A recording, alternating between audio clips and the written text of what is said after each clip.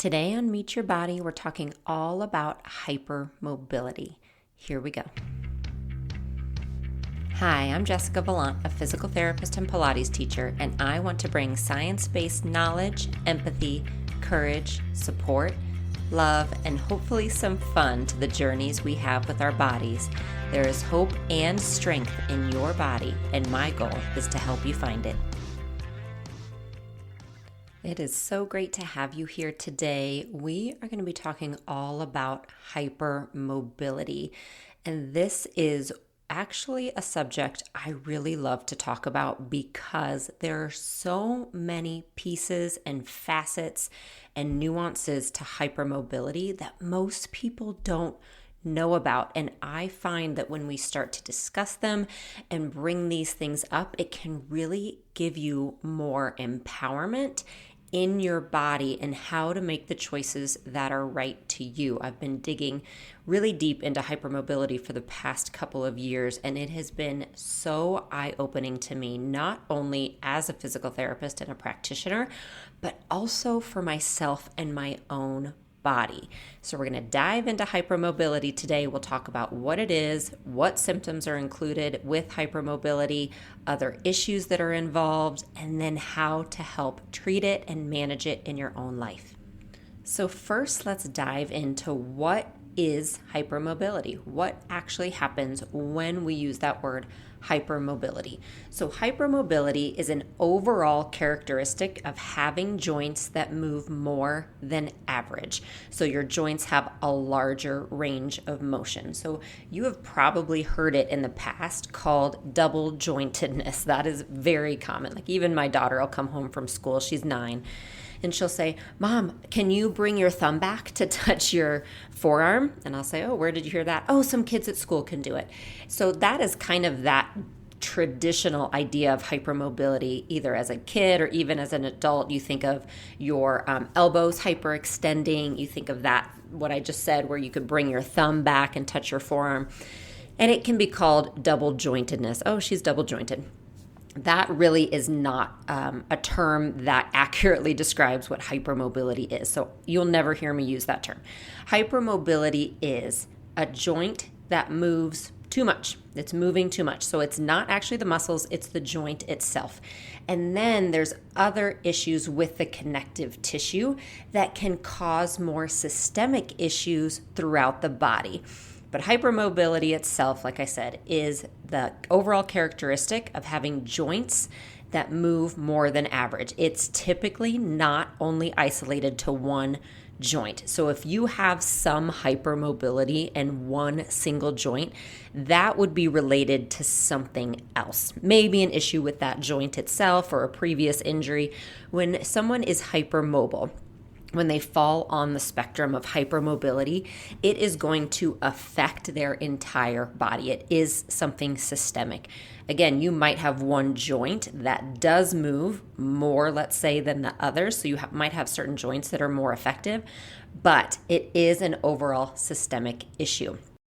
About 30% of the population is considered to be hypermobile in some way, shape, or form. But many of those people are actually asymptomatic, meaning they have no idea they even have a hypermobility. They don't have symptoms as it relates to hypermobility. It's believed that about 10% of the population has symptomatic hypermobility, so symptoms that are related to that hypermobility. And I do think it has come more to the forefront over the past few years. It's become more of a buzzword. A lot of people are asking if they might be hypermobile. And I truly do believe that there are many people out there who do fall on the hypermobility spectrum who've never understood that it's a part of their life and might even be contributing to other diagnoses they have. So that's why I think it's so important to get this information out, because it really can help many puzzle pieces fall into place and then help those people manage it better. It gives kind of a little bit of a guide as to, oh, that might be why I'm experiencing that. And then it helps guide how to exercise, how to move, how to manage energy, and so many other factors that really can help hypermobility symptoms. And we're going to dive into all of that in this episode today. So, when we talk about symptoms of hypermobility, let's talk about the joints and the muscles first, because that really is many times what people think of when they think of hypermobility. So, it can be, like I said already, joints that seem to move too far. So, that can be one sign right off the bat. If as a child, you already know, gosh, my elbows really hyperextend when I'm in a plank, or I can really move all of my fingers in a way that my friends can't, or you might see it in your kids as well.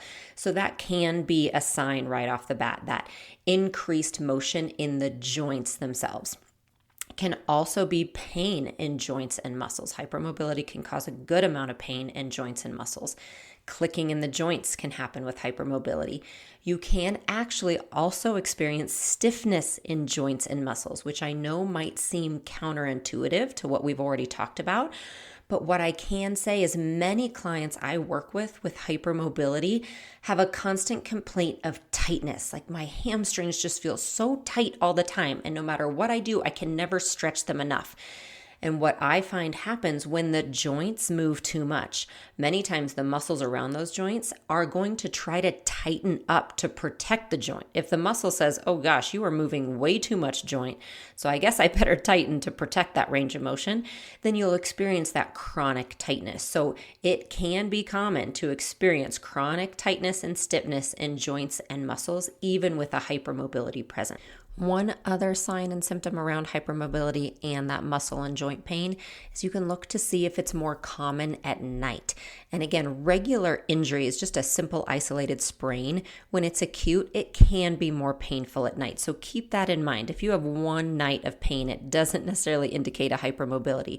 But we're talking about that regular night pain that you might experience over years, or you can look back throughout your life and say, you know what, a lot of nights I wake up with just achy muscles and achy joints.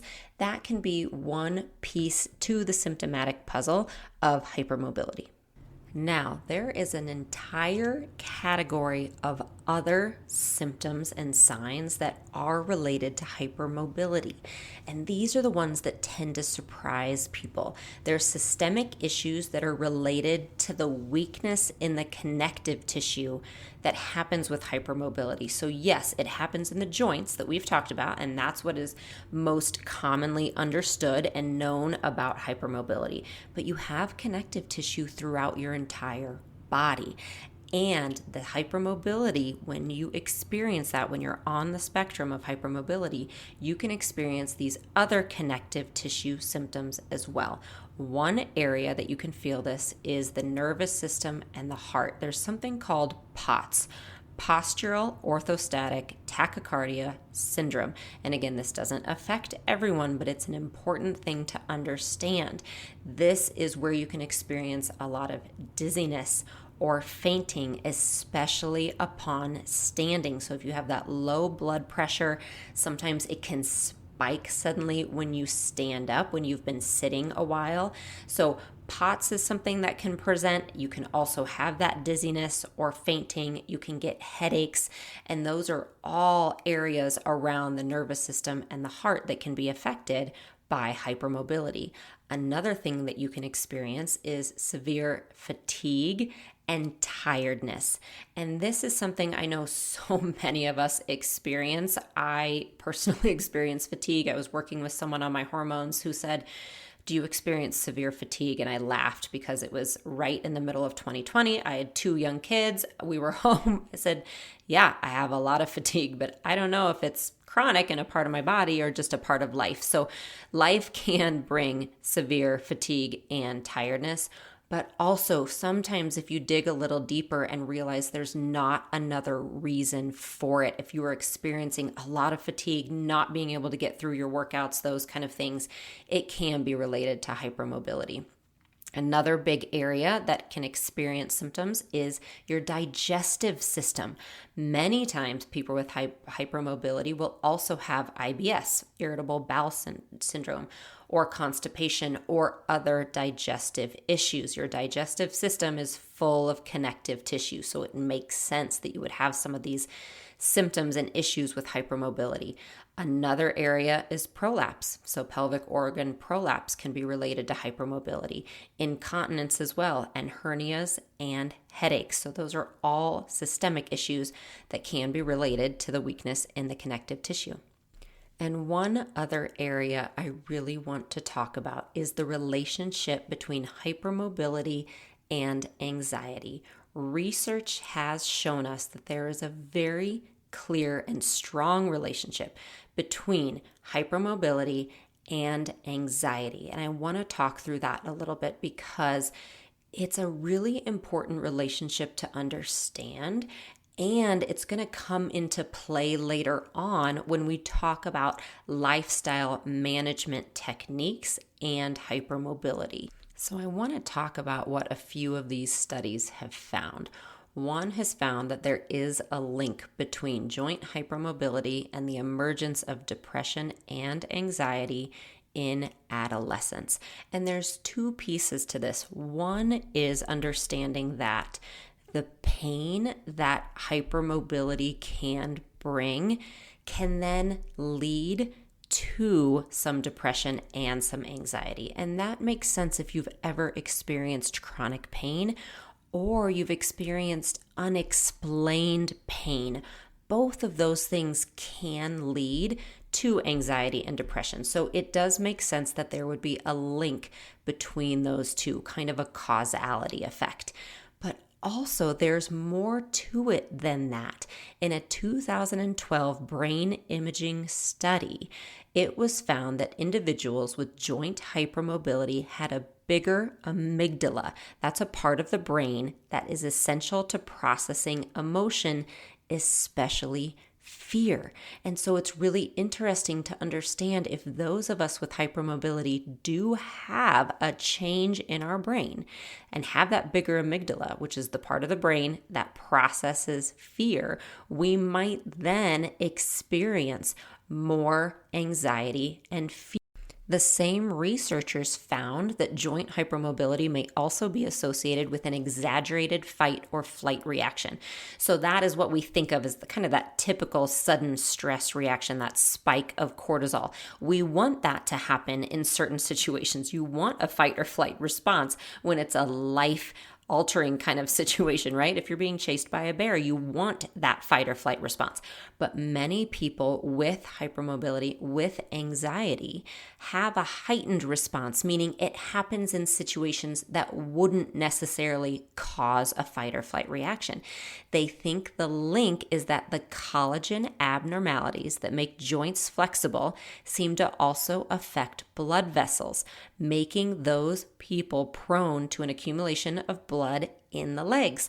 So then what would happen, the cardiovascular response is to help pump the blood in the legs out very suddenly. So the heart has to work extra hard just to circulate the blood, and it brings the entire body into a fight or flight reaction. So you can see that the issues around hypermobility, those collagen kind of issues, they actually have a true physiological effect on our bodies that can lead to increased stress and anxiety.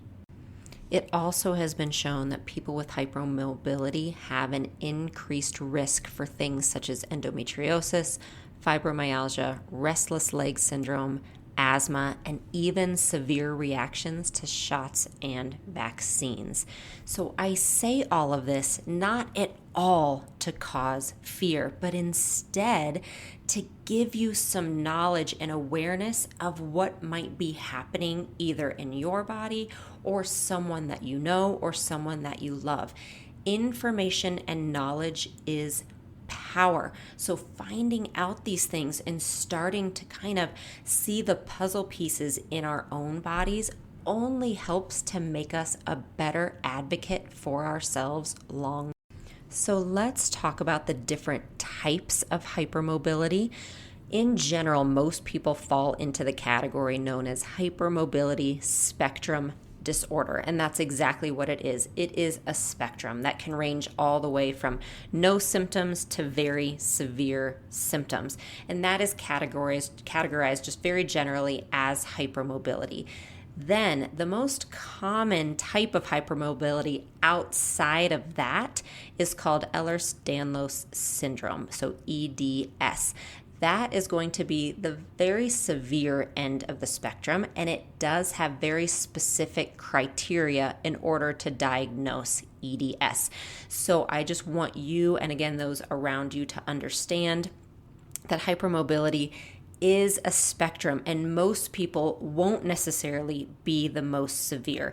And if you do have symptoms that you think may be associated with EDS, that is something you want to look into a little bit deeper. And that leads me right into the next subject we want to talk about, which is getting a diagnosis. It can be very hard to achieve a specific diagnosis of hypermobility or EDS. It can take years and years to actually be diagnosed. Some of it is because it is misunderstood. Some of it is because the symptoms can be related to so many other conditions. And some of it is because there are just so many different tests that you need to get a specific EDS diagnosis that it can be hard to have insurance pay for it. It can be hard to have a doctor actually order them all. It can be a long and arduous process. It is worth going there if any of your symptoms are affecting your function, if they're affecting your daily life, if they are affecting your joy and your function. It is absolutely worth seeking out treatment and a diagnosis. But it's also important to understand that many healthcare professionals will say that seeking out the treatment is going to be more important long-term than seeking out a label. And what I mean by that is that I want to make sure that you are being an advocate for yourself and what treatment you may need. Many times, hypermobility will be treated in various columns, meaning the column of anxiety, the column of possible heart issues or fainting or dizziness, the column of digestive issues. They will be broken apart simply because healthcare tends to work that way. And that's okay to start with as long as you are getting the treatment that you need. If you start to believe that they fall under a category of hypermobility, then you can start to dig deeper and confide in healthcare professionals. Find a doctor who will listen to you, who possibly specializes in this. Understand it could be a long road, but yes, it can help long-term to have that diagnosis when it comes to insurance and paving the way for other treatments and tests.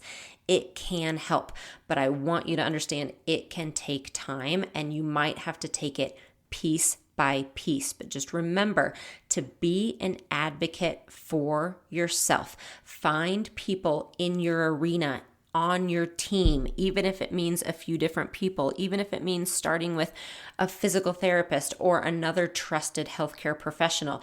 Then take it the next step and take it the next step to get the treatment that you need. And then also know that a lot of the treatment for dealing with hypermobility is going to be lifestyle management techniques, which we will discuss. There is no one cure for hypermobility. It is not just a disease that you get a pill for. It again is going to be treating the symptoms, giving you back that power over your life, and then helping to manage it along the way. So let's talk about common myths surrounding hypermobility, because this is really important as you, again, progress into advocating for yourself or someone that you love. One is that all people with hypermobility are super flexible. This isn't necessarily the case. Yes, again, as we've touched on numerous times, hypermobility means increased range of motion in the joints. That won't always present itself as super flexible. So if you see any healthcare professional who simply looks at you and says, oh, you can't touch your toes, so you're not hypermobile, move on to the next person, because that is a myth. The next myth is that bendy is better, because the second part of that is some people with hypermobility absolutely are super flexible and super bendy. It isn't always better, okay? So that's another thing. Don't let someone tell you, oh, everyone wishes they could get into that position, so you're fine. That's not necessarily true either. So it's a myth that bendy is always better. Another myth is that it only makes muscles more flexible. I think we've already covered this plenty, but just remember, hypermobility is a joint issue and a connective tissue issue. It doesn't just mean that your muscles are more flexible. And then another myth that I really want to touch on that we are going to bust right through when we talk about movement and exercise is that people with hypermobility can't exercise or can't lift weights. This is an absolute myth. And again, if you see anyone who tells you, oh, you have hypermobility, you can't lift weights, you walk the other way. That is absolutely not the truth, and research shows us this over and over again. To be honest, lifting weights is one of the absolute best things that people with hypermobility can do, and I'm going to talk about why. But just know, if you are ever told or ever read that people with hypermobility can't exercise, can't do weight bearing, or can't lift weights, that is absolutely false. So the last big category we are going to talk about today are lifestyle management techniques. So we're going to get into what you can do to help yourself from a lifestyle management standpoint. But first, I want to tell you my own story with hypermobility, because that is one question I get asked a lot. I talk about hypermobility, I talk about the research, my experience as a physical therapist, but I almost always get the question, oh, then are you hypermobile? And the answer is yes. I do not have EDS. I do not have those symptoms. I don't fit on that end of the spectrum. And I would not have told you at all that I was hypermobile until about 2 years ago, when I did start researching this and understanding the full scope of hypermobility. So I'll tell you how I have always presented, and it is not super bendy. You might look at me in some pictures and say, oh, she's typical Pilates or yoga, and that is absolutely not true. I couldn't touch my toes until quite a few years of doing Pilates. I was not a dancer. I was not that naturally flexible person. I can almost, actually I can, if I really push it, I'm doing it right now. I can kind of touch my forearm with my thumb, that little trick. So I've always been able to turn my feet and my legs almost all the way in and out. So that's a joint issue, right? You can kind of see that. But again, it was never extreme. Then I started to look again a couple years ago into hypermobility more and understand the full spectrum of symptoms. My history has included years as a child, probably starting when I was about 8 all the way through high school, extreme night muscle and joint pain, and what my parents called growing pains, right? That's what we say, growing pains. And I'm talking extreme muscle ache and pain, enough that I was taking ibuprofen on a regular basis. That was part of my history. And then, as you all know, if you know me at all, I was diagnosed with endometriosis in 2005 after my first surgery. Endometriosis has a very strong relationship to digestive issues, which I definitely have, and I've always attributed it to a part of the endometriosis. I have prolapse, as you all know, severe prolapse that I had to have surgery for. More than all of that, I have a very interesting way my body reacts to certain things, and I've never been able to really describe it. It's hard to make people understand it.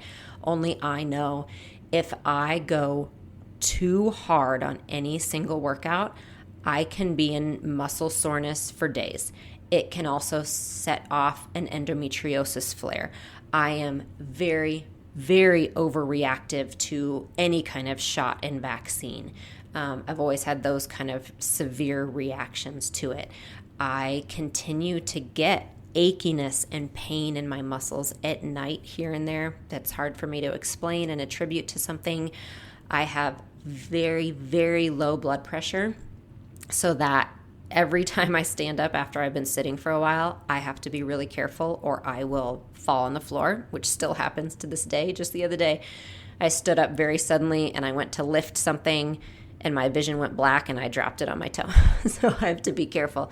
So all of those things I just kind of had in all these different categories, right? I had it in, I have endometriosis. That makes sense to me. It acts like an autoimmune disease, okay? Then I have these muscle things, and then I have this thing, and then I had prolapse because of my daughter. And I've always thought there was something systemic in my body that probably made me prone to these things, because it seems like I have a more full bucket than other people when it comes to some of these issues. And then the final piece is, yes, I am prone to anxiety. That also was new to me through 2020. And I could look back and say, I was always able to manage this, but it suddenly became a little bit unmanageable, and I had to do more to work through it. And so adding that final piece, when I really learned the true scope of hypermobility, I thought, that's it. That brings it all together. That makes sense to me. And again, I didn't use it as another label. I didn't use it as a fear. I didn't use it as anything to make me scared. I thought, there's something I can do about this. I started adding more weights to my workout routine. I started to work a little more on stress management, things like getting enough sleep, turning off social media and the news sometimes. So I really worked harder on those kind of things. I got a weighted blanket to sleep with, which has helped a lot. That's actually another piece. I have always experienced a little bit of restless legs, and having that weighted blanket to help both with the anxiety and the restless legs has helped quite a bit. So I see it as more a key that has opened a door to more options to manage the symptoms that I feel. And no, I do not have anything that puts me into EDS category. I'm not doing anything to seek out an official diagnosis. I don't feel like I need to. Again, I have done everything I can to deal with the other issues around that, such as my endometriosis and my prolapse and having my surgeries. There are so many other pieces. This was just another part of the puzzle that put things into place and gave me more tools going forward. So let's go ahead and touch on those lifestyle management techniques and ways that you can help your body when there is a hypermobility present. One thing to understand is working on energy conservation. We talked about how bodies with hypermobility can overreact to certain things. That is just a connective tissue issue, okay? It is not you overreacting. It is your body. It can be reactive to certain things that might not cause other bodies to be reactive. Also, you can experience more fatigue than someone without a hypermobility. So just know things like really high intensity cardio workouts, runs, HIIT workouts, those kind of things, you're going to need to conserve that energy more. So those workouts might not necessarily be the best for you, or maybe you need to spread them out more, but it's just something to keep in mind. I see so many clients who just feel this shame and guilt around not being able to do high intensity workouts. And as soon as I tell them, hey, you are a hypermobile body, you're not necessarily made to do those workouts. It's like a sense of relief. A weight is lifted from their shoulders. So don't put pressure on yourself to do workouts that aren't the best for your body. Instead, focus on what you can do. So learning how to conserve your energy is a big one. And the next is learning what makes your system react. We talked about how our systems can be a little reactive. I have started to learn what can make my system react, and I simply stay away from some of those things. And so same with you. You'll just need to be aware and really conscious of what kind of things do make your system overreact or make your system reactive, and then start to change those things within your life. Another piece is stress and anxiety management. I'm not going to get into a lot of those techniques today. I have an entire previous podcast episode if you want to go find that about stress and anxiety and movement. It's a great episode to dive into that. But find some management techniques for you to help remove stress and anxiety from your life. Another piece is looking at the digestive issues. Again, this isn't for everyone. You might not have any digestive issues. For me, that was actually a really, really big piece of the endometriosis that I needed to learn how to manage.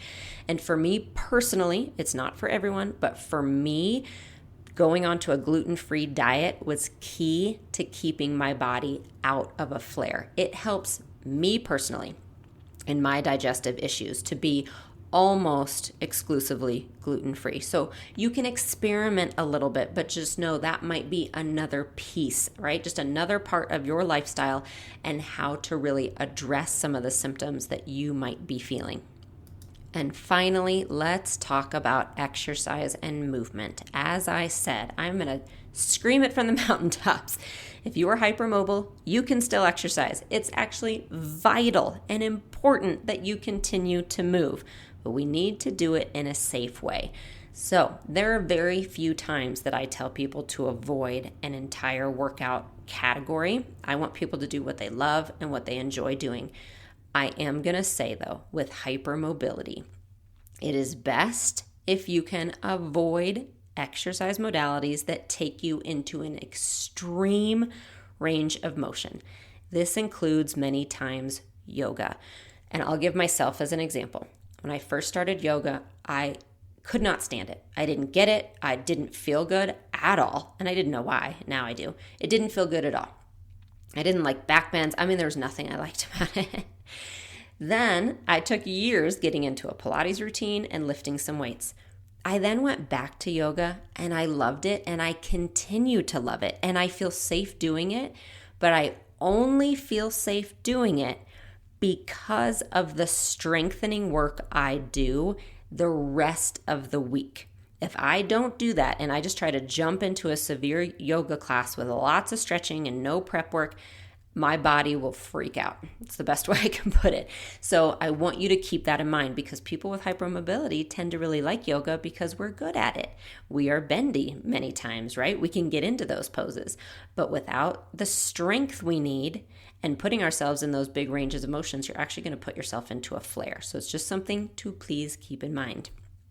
Another thing to keep in mind is even just really deep stretching, you might want to avoid. Your muscles could feel tight because they're just trying to protect that joint from moving too far. So you might stretch, and the muscle actually won't stretch, and you can just be stretching the joint too far and aggravating it. Sometimes with hypermobility and tight muscles, you may want to turn to things such as massage or massage guns or foam rollers. Sometimes those can help a little more than trying to really severely, deeply stretch your muscles. Another thing, we talked already about energy management and conservation, so make sure that you put that into your exercise planning. That's what I do. I just make sure I spread out my days. I personally do move every day. I follow the unlimited workout calendar. I lift weights 3 times a week. I include weights of some form 3 times a week, which is huge for my hypermobility and keeping my body feeling good. And then I do Pilates, I do some walking, I do a combination of things, and I spread it out. But that's what I try to do, is definitely spread it out so that I'm not lifting legs 2 days in a row. I'm conserving my energy and making sure that I'm managing what my body is able to do. And then weights. So what weights do is they are literally like a weighted blanket for your body. Weights make your joints happy. When you have a hypermobile joint that feels like it's reaching and almost going off the tracks, like it's just reaching into outer space and it keeps going and going, if you add some kind of weight, a dumbbell, something to that, it makes your joints feel safe. They feel compressed, which is actually a good thing for hypermobility. So I'm not telling you to go pick up 30-pound dumbbells. I am saying I want you to incorporate some kind of basic dumbbell routine 2 to 3 times a week. And I'm going to put some links below in the show notes to some really basic ones that you can do. If you're brand new to this, do 3 pounds, work your way up to 5 pounds. You can even go to 8 and 10 eventually. That's a good thing. But I highly encourage you to add some dumbbells and weights to your weekly routine. And that gives you a very general overview of hypermobility. Again, this might affect and apply to you. It might apply to someone that you love. It might be something you can send on to a friend, but keep it as knowledge. And again, use it to feel empowered. Use it to help inform your next steps and what you can do to help yourself. That's what I always want you to focus on, is what you can do. What is the next best step that you can take in order to feel your best in the body that you have? Thanks so much for being here today, and I'll talk to you soon. Thank you so much for joining me today on Meet Your Body. If you have a moment, please consider rating and reviewing this podcast, as it helps us tremendously. For more resources and workouts, you can visit my website, jessicavalantpilates.com, or find me on YouTube or Instagram at Jessica Valant Pilates.